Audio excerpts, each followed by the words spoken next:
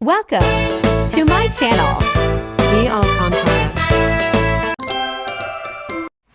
Hi guys, nandito na naman ang inyong Ate G na isang dialysis patient ay mag-share sa inyo ng aking munting video. Bali, mag-unboxing ako guys ng aking nabili sa Lazada na pure honey pea at sana naman pure po talaga siya dahil may nakita akong mga review comments doon ay pure daw. So yun guys, bali hahalo ko to sa aking iinumin na pinaglagaan ng dahon ng kamote. Kasi guys, may nakapagsabi rin sa akin na isang dialysis patient, kasama ko siya sa dialysis na ito daw yung kanyang iniinom at bali pampataas to ng hemoglobin. So dahil nga mababa ang hemoglobin ko, itatry ko to guys ng tumaas naman kasi pag mababa, hindi po siya maganda sa aking kalusugan at sa katulad kong mga dinadialysis. At bukod doon, mahal po yung yung tinuturok kapag katapos ng dialysis, yung tinuturok na EPO.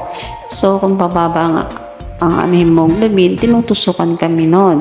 At may tendency din na pinapasalina ng dugo. Kaya mas maganda pong tumaas-taas at maging normal ang counts ng aming hemoglobin ay mababawasan ng pag-i-inject sa amin at makakatipid po kami kasi mahal po ang injection na yon.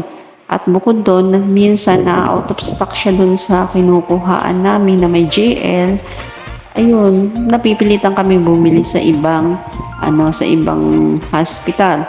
So yung si daddy nga nakabili pa dun sa mental. So yun guys, bali itatry ko to nang tumaas naman ang hemoglobin ko at makatipid-tipid na kami sa pagbili na injection.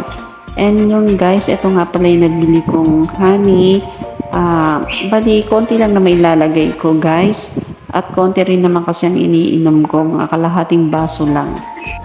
Bali guys, ito nga pala yung aking pala dyan yung aking result ng aking laboratory. Makikita nyo na mababa talagang hemoglobin ko. And sa next laboratory ko this month, bali itong papakita ko kasi ay for the month of October. And ito namang in-next ko magpapalaboratory ako ay sa katapusan ng November, bali sa December 1 or 2, basta papakita ko sa inyo kung malalaman natin na tataas ang aking hemoglobin. And hanggang dito na lang guys, and don't forget to subscribe my channel. Bye!